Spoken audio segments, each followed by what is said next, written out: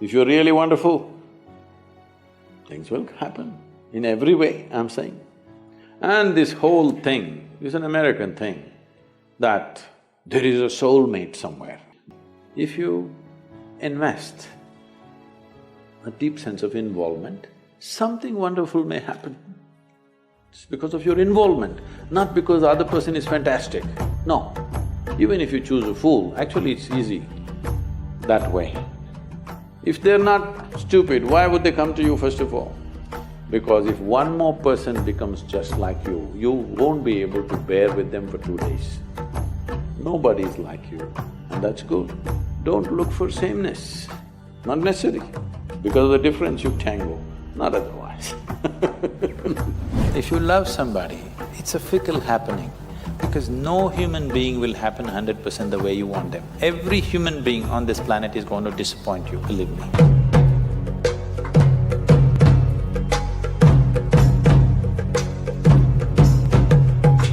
We explore every aspect of the life without being untouched and getting attached to all the compulsive activities. We say, I don't want to drink, but somewhere we are afraid that we will be addicted to it. My question is, how can we explore every aspect of life without being untouched? See, nobody says, I want to drink. Some people drink, some people don't. Some people who drink may drink for the pleasure of it. Some people who drink may drink because they want to drown something within themselves. Some people drink because everybody is drinking. It's an evolutionary it's an evolutionary issue, you know. When we were monkeys, if one did this, everybody did this. And some people don't drink because they think it's morally wrong. Some people don't drink because they're afraid their parents and society, what they will say. Some people don't drink because they found something better within themselves. They found something far better than a drink, so it never arose in their mind that they have to drink, because they're doing wonderfully by themselves. They don't need any chemical help from outside. So these are different ways. If you want to explore life, because you can only explore life, you cannot explore art, you cannot explore spirituality, you cannot explore something. You can only explore life, yes? Well, you may look at it from a certain perspective. Somebody may look at it in an artistic way, in an aesthetic way, in a musical way, in a spiritual way, but essentially we're exploring life.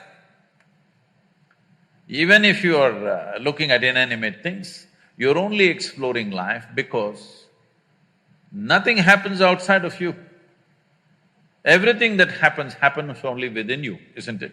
So the only thing that you're experiencing is life. You may think this is color, you may think this is sound, you may think this is something else. No, in your experience, you're only experiencing the way different things imprint upon your life. That's the only way you can experience it, there is no other means of experience for you. So essentially, you're only exploring life because nothing else you have access to, yes? Right now I may think I'm looking at this person, but no, I am only looking at the image that happens in my mind, isn't it so? Right now, if you touch somebody next to you, think you're experiencing that person's hand. No, you only experience the sensations in your hand, isn't it so? So your entire experience of life is absolutely within you. That means you are capable of experiencing only this one life. So is it a trap that you can only experience this? No. If you experience this, then everything becomes a possibility because, see, when it comes to body, we clearly know this is my body, that's your body, 100%. This is my mind, that's your mind, 100%, isn't it? But when it comes to life, there is no such thing as your life and my life. This is a living cosmos. You just captured a little bit of it. How much you captured, how much life have you gathered within you will determine what is the scope and scale of your life. So whether you call it art, whether you call it music, whether you call it spiritual process or whatever the nature of activity, activity is a means to open up your borders of individuality so that something larger than yourself happens to you. Something larger than what you think as myself happens to you in your life. This is the purpose of love, this is the purpose of art, this is the purpose of sexuality, this is the purpose of spiritual process. Essentially, that something larger than myself must happen to me, because only if this happens, I feel trapped inside this. Yes or no? You interpret this in many different ways, but essentially what you're looking for is, you want to somehow go beyond the limitations of your own boundaries. The word yoga, you've heard of the word yoga? Hello? The word yoga means people think twisting and turning is not yoga. The word yoga means union. Union means if you sit here, there is you and the universe. If you sit here tightly fixed with your boundaries, it is you versus the universe. You versus universe is a stupid competition. Hello? Those of you who are like this all the time, it's an absolutely idiotic competition between you and the universe. If you have any sense, you don't compete with the universe, because you're a small speck in this universe. How do you compete? This is what individuality means. Individuality means you are head-on with the universe. Yoga means you obliterated the boundaries of your individuality. The distinction between what is you and what is the universe has gone down considerably. If you sit here, what is you and what is everything else is about the same in your experience. If this happens to you, then you will see there is no such thing as my life and your life. There is just one big life happening. This experience is needed. A tremendous experience is needed within you if you want to create something fantastic. If you want to create something brilliant, something unique, something truly of some significance, you need an experience. It's important that there is an experience of exuberance, joy, profoundness. But right now in the world, a whole lot of people think only in misery you can be profound. Because it is true that for most people, their pain is the most profound experience of their life. If we just stick a pin into you, just a pin, not a sword, just a pin, the pain goes to the core, isn't it? Hello? Just a little pin, 1-inch pin, if I stick it, so deep. So pain becomes profound much more easily. So a lot of people think pain is the source of profoundness. This has to change. To know profoundness of joy, to know profoundness of love, to know profoundness of exuberance and intensity of life, it takes something more. I have a question. I've heard that people can have many soulmates and some that challenge… many? Soulmates. Whoa. People that challenge us or push our buttons, but I was wondering if there was one idea of a twin flame or someone that you're supposed to spend the rest of your life with. Oh, you know there is this Patangasana, you know? You know Patangasana? When you put the soles of your feet together,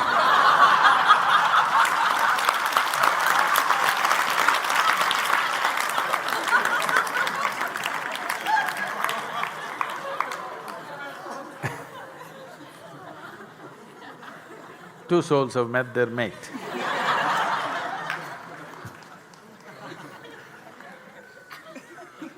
You must understand this. The body needs a mate. Maybe if your mind is not well developed, your mind needs a mate.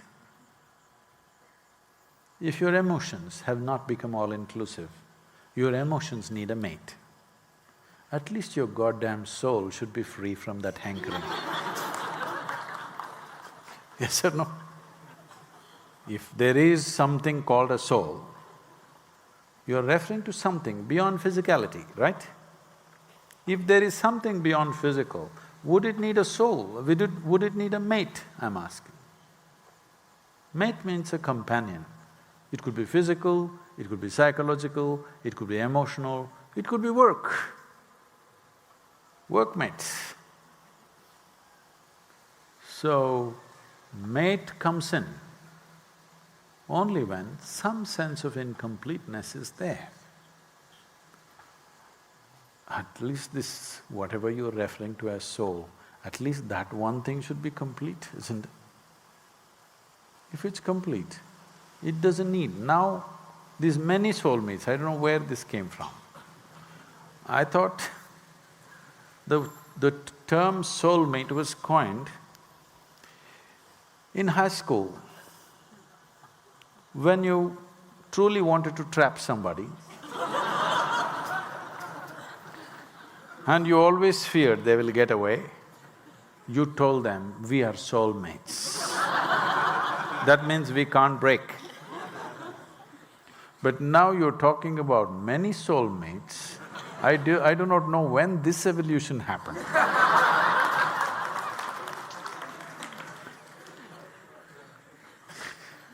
This is new. So, somebody is talking new language according to the needs of the day. But if there is something beyond physical, definitely it doesn't need a mate, isn't it? Enjoy the Patangasana. How do you know that the person you are with is the right person for you? Whoa, popular, eh? It once happened. Shankaran Pillai was at the family dinner, and when everybody settled down for dinner,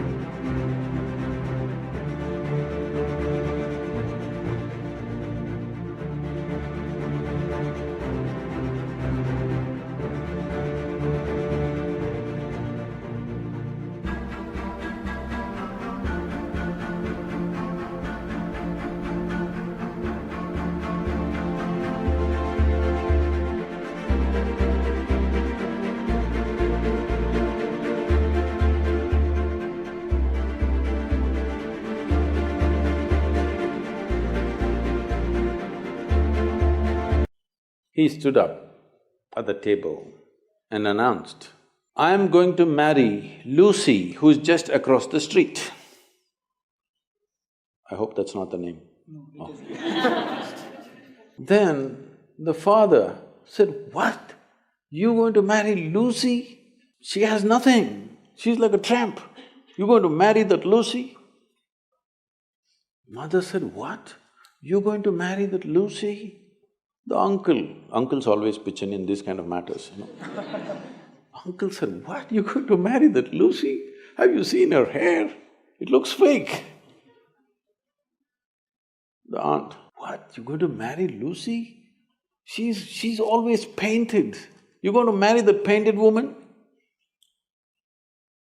The little boy, the nephew, can't be left out. He said, you're going to marry Lucy, she doesn't even know what is cricket. How can you marry her? Shankaran Pillai stood his ground and said, yes, I'm going to marry Lucy. Everybody asked in one voice, why? He said, because she has no family. There are no many opinions to battle with. So, who is the right person? I don't want to take away all the romance from your life. But let me tell you this, There is no right person on this planet. If you get into that kind of unrealistic mindset, I have found the right person, oh, you will be soon disappointed. You must understand, there is no right person. First thing is to see whether I am the right person. Yes, am I the right person? And there are no right people on this planet. If you understand, you have your nonsense, they have their nonsense, we can adjust nonsense.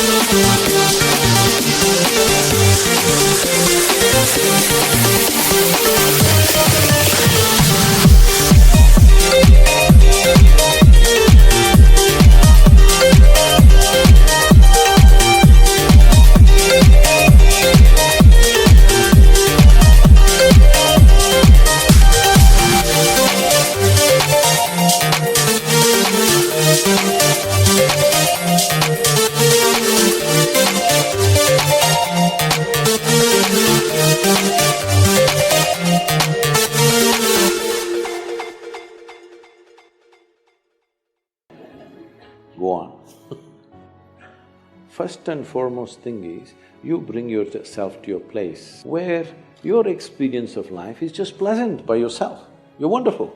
Now, let us see what gets drawn to this one. If you're really wonderful, things will happen in every way, I'm saying. And this whole thing is an American thing, that there is a soulmate somewhere. God made just one more person just for you. But these days, every 2 years, he keeps making one more person just for you. Obviously, God is making too many mistakes with you. See, body needs a mate, understandable. Maybe psychologically also you need a mate, understandable. Emotionally you need a mate. A soul cannot need a mate. So soul doesn't need a mate.